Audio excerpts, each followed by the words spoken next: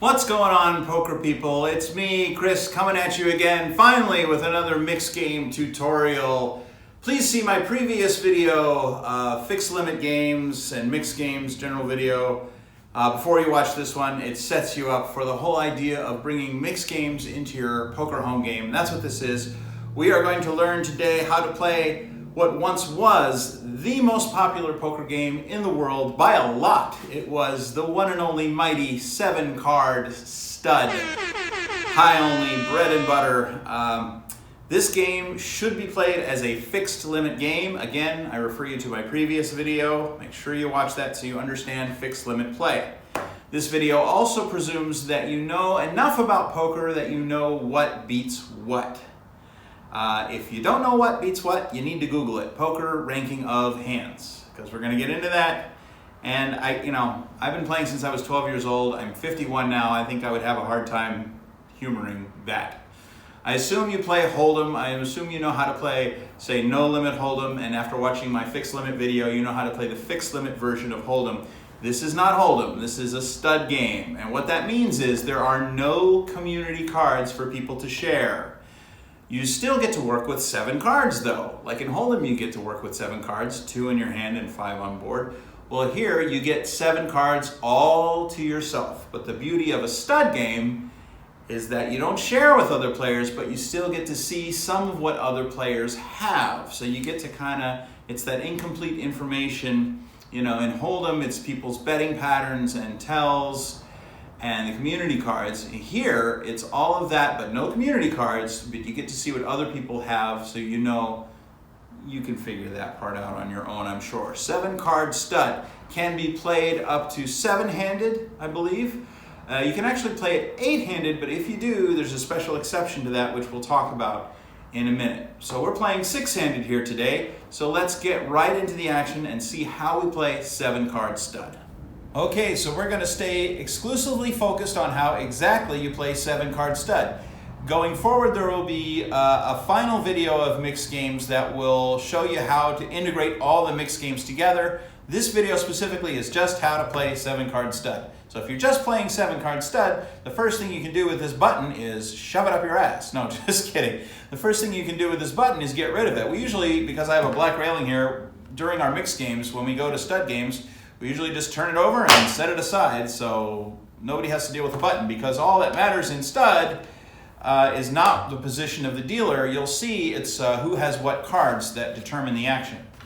I got some cards here. The first thing you do in stud is, instead of blinds, we have antes. Now, you can do this one of 2 ways. We do it, every player antes $1. We just play with dollar chips. So everybody antes up $1.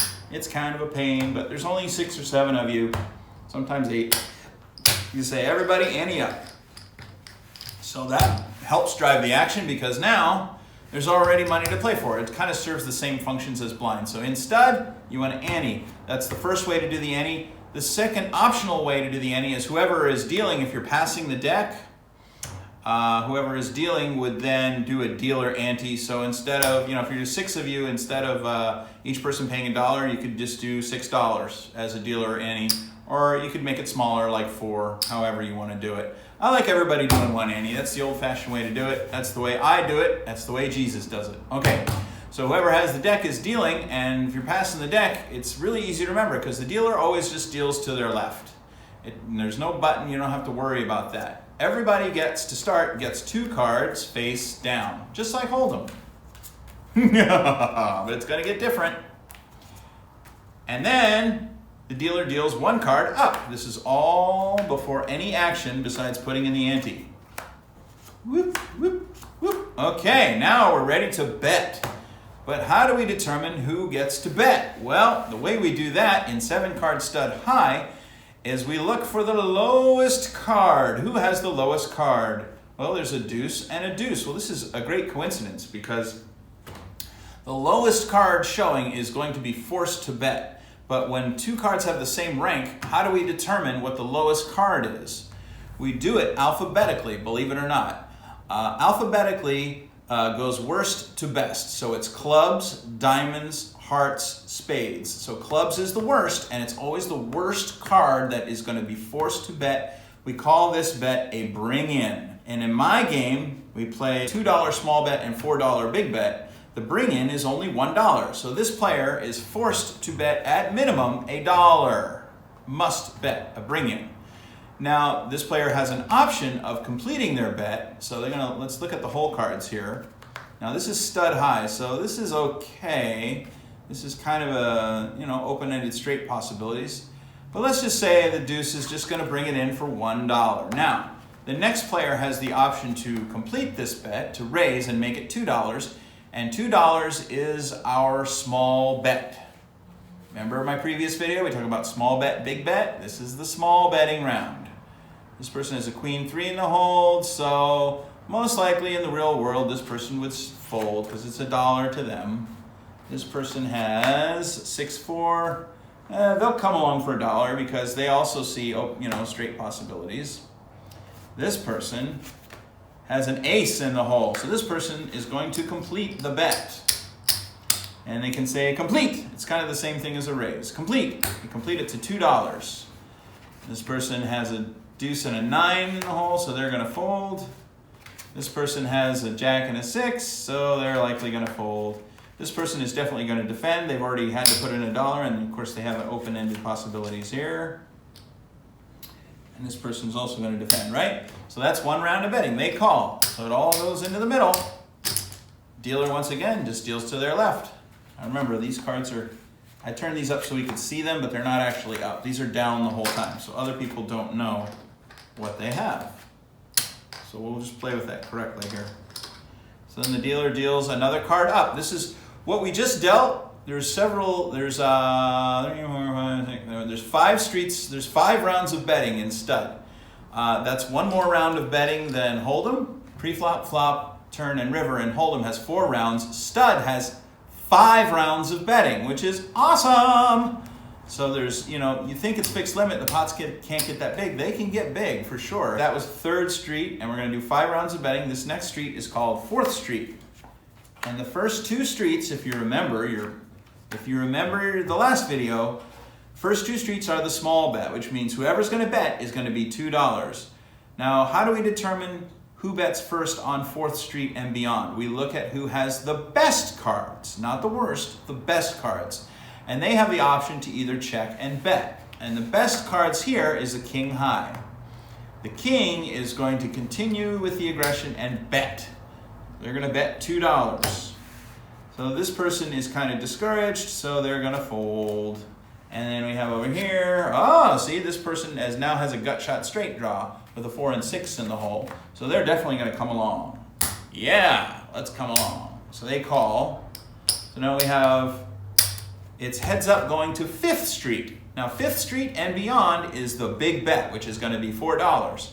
So here's 5th street, there's the queen, and there's a 7. So this person has their 7, so this person's feeling pretty good. They're definitely gonna bet. And now we come to the street of decision for this poor person. They really have to think about it. Do they have a flush draw at all? No, they still just have that gut shot. Now, but this person is going back in their brain and they're thinking, did I see any 5s out there?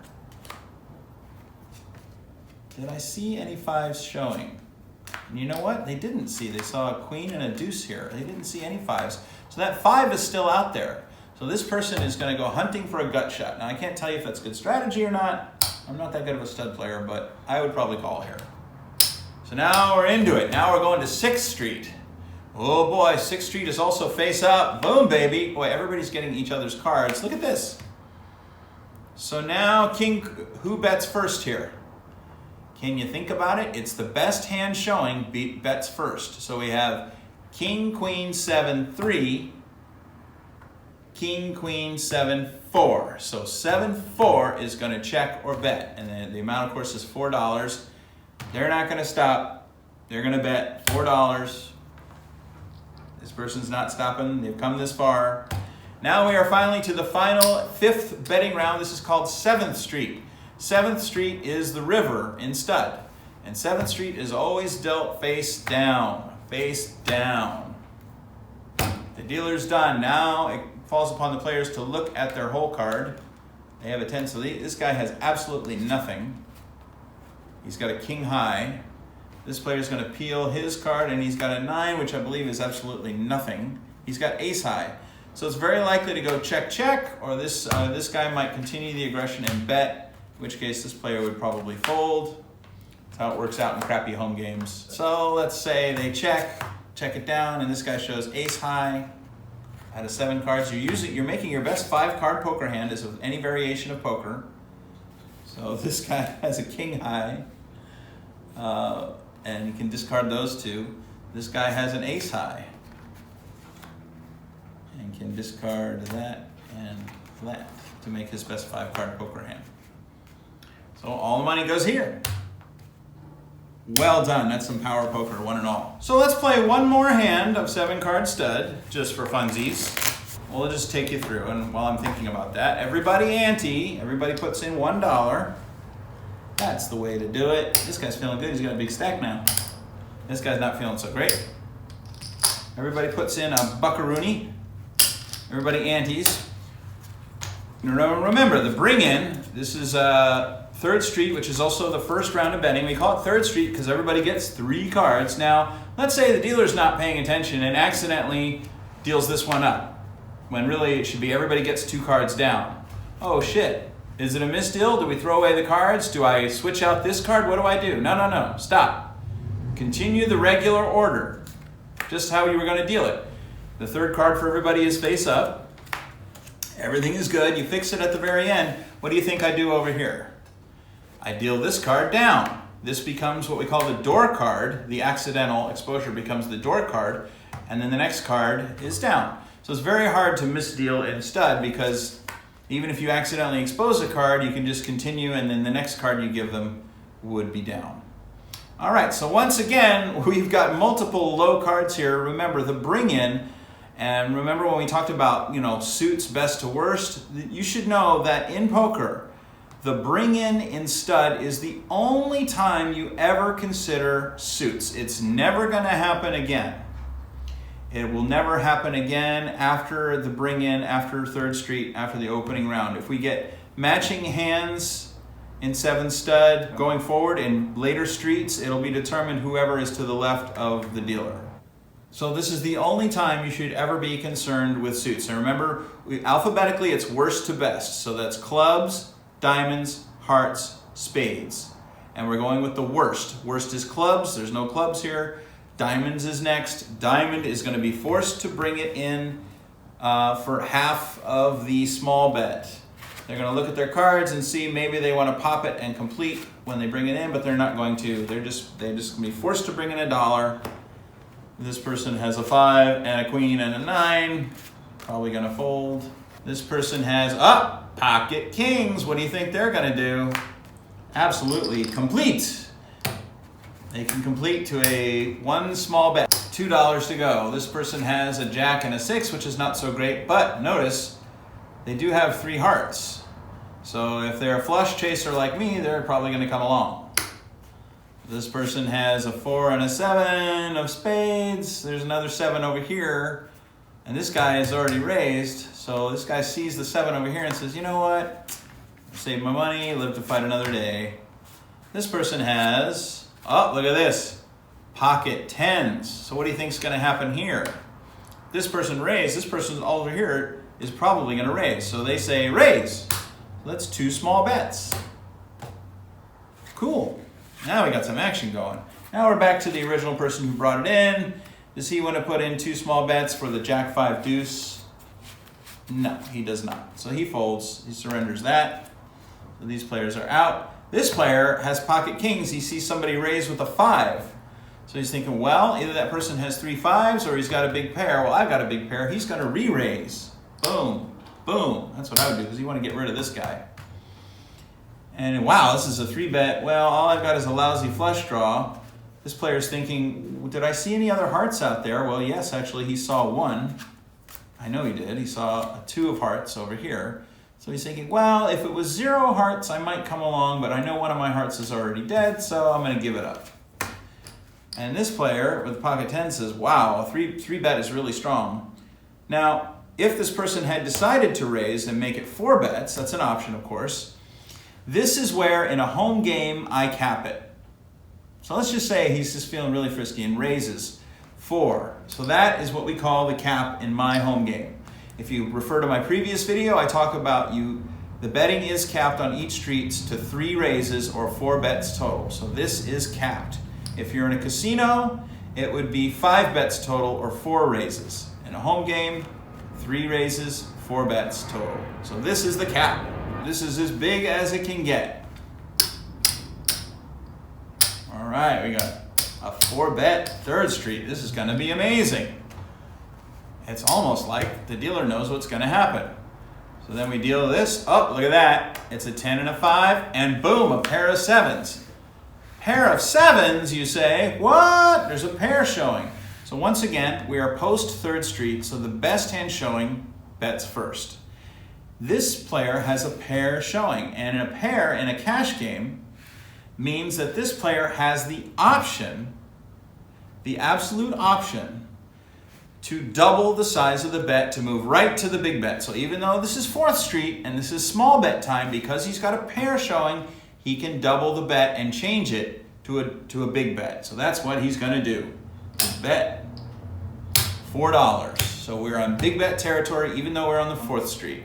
This player over here is jumping out of their chair because they now have what we call a set of 10s or rolled up 10s. This is extremely powerful in 7-card stud. So what is gonna happen here is he is absolutely gonna raise. Raise. So 2 $4 bets. So now you can see the pot is a brewing. It's getting big and nasty. This player with 2 pair, right now, as strong as 2 pair is, has to be thinking that this player over here has 3 5s or 3 of a kind of some sort. So this player is actually going to slow down, would make the most sense, especially if there was any history between these opponents. It's like, how often do you see 3-bet and 4-bet pots in stud? Not too terribly often. Better players absolutely will 3 and 4-bet pots. Recreational home game players, not so much. So now we'll just deal. That looks like a big blank, and that's a big blank. Pair of 7s is still driving the action, but the pair of 7s is really worried. Let's, if this player is tight over here, he's going to check, and of course, a set of 10s is going to bet $4. And then there's a call. He can't go anywhere with that nice 2 pair. All right, so this is 6th street. So this is big bet time, of course. Uh-oh, look at that. It's a pair of 4s, and of course we know this guy also has 10s in the hole. This is now a full house. This is a monster in 7 stud, and this is a jack of diamonds. That's interesting. He's got a pair of kings in the hole. Does he have a diamond? He sure does. Look at that. So what does that mean? That means nobody's going nowhere, but this guy already has a full house. Pair of 7s checks, still being cautious. This guy bets 4. Pair of 7s, of course, calls. Now we got a big ass pot and we are on to the river. This is 7th street. This is face down. Boom and boom. So we gotta look at this. Let's see if this card has any consequence. It is not, it's just an ace. But remember, this guy he's already got his 5-card poker hand here. It's this, it's 10s full of 4s. So that is certainly what he is going to bet because he's convinced that he's got, is that up? Yeah. Let's see what this card is over here. If it's a diamond, it could get really exciting. Oh, it's even better. It's a king. What the what? So what does that mean? He's got a full house. Kings full of 7s. Oh boy, it's going to get really ugly here really quick. Because this is completely disguised over here. Pair of 7s is going to check with the intention of check raising. He bets. Absolutely, he check raises. This player has committed so much money to the pot and has a full house. And he sees that this guy was drawing for a flush. He assumes that's what that is, so he's going to raise, and of course he's going to raise right back, raise. Now I still, even when it's heads up in a home game, I definitely cap it to 4 bets total, 3 raises total. But in this case, they each have less behind, so he raises and he re-raises, and that's the cap, less than a full bet. both players are all in. They turn up their cards. I got 10s full of 4s. He says, well, I've got kings full of 7s. That's his 5-card poker hand. 10s full of 4s is his poker hand. And kings full of 7s is going to take it down. All right, so that's 2 sample hands. One was real. The other one I kind of orchestrated a little bit just to illustrate how a big hand can go down and how things can change quickly and how disguised things can be. All right, let's wrap this up. All right, so that is my 7-card stud tutorial. There's 2 more things I want to mention. One, I said I would mention it at the very beginning. You can play this with 8 players. You will run out of cards if everybody stays in. If everybody calls every street and there's raises and re-raises and everybody stays in, you will run out of cards. And when that happens, if that happens, it's very unlikely that everybody stays in when you're playing 8-handed, but if it happens, you will run out of cards on 7th Street, the river. You will not have enough cards. So what does that mean? It means that the river, 7th Street, will not go face down to each player. It means 1 card only will go face up in the middle, and that will be a community card. It's a crazy thing. It's actually never happened in my home game, and we play 8-handed all the time. But if you've got a bunch of callers, very loose players who don't like to fold, you may run out with 8 players on the very last street. 8-handed is the standard for 7-card stud. And what they do is if everybody stays in on every street to the end, they run out of cards on 7th Street, the river, 1 card face up. The other thing I should mention that's going to be different in home games from casino games. In a home game, you saw how I dealt. That's how 7-card stud is dealt. One thing you did not see me do was burn cards. There are no burns in a silly home game for low stakes. If you ever start playing for real money in your home, or you ever go to a casino, the dealer must burn between every street. In other words, let's just pretend and say that this is, everybody's already got 1 card up. Let's just say this is a 3rd Street. The dealer would actually, and there's a pot out here, right? There's some ante and some bets. The dealer would actually burn a card before dealing each street, would be the correct way to do it.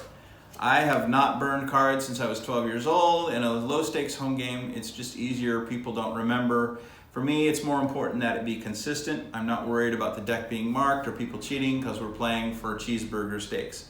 If you play more serious stakes, you should have a dedicated dealer and they should absolutely burn in between each street. Okay, just the more you know. I hope this 7-card stud tutorial taught you everything you know about how to play 7-card stud, how to deal it, how the action is driven by the cards showing. Tried to be very clear and precise. Please ask questions in the comments. If anything is unclear, I will do my very best to answer all of your questions. The next mixed game tutorial that is coming up is for a 7-card stud variant called Raz. And Raz is a miserable game, but also a wonderful game. It is 7-card stud low. That's right, we're trying to make the worst hand possible. How does this happen? Well, I think Raz came about from 7-card stud because you so often get dealt crummy cards. Somebody said, I get cards dealt so often, they're so terrible, I want to have a game where that's a good thing. Well, that's what Raz is, and that's what we'll talk about next time. I hope you will join me. Thank you so much for watching. I appreciate all of you subscribers and you people that click the like button. I really appreciate it. This is a non-monetized channel so far. It'll probably stay that way for a while, but I still really appreciate it. And we'll talk down the road. I'll see you soon, hopefully sooner rather than later. Until then, bye. Peace, we out.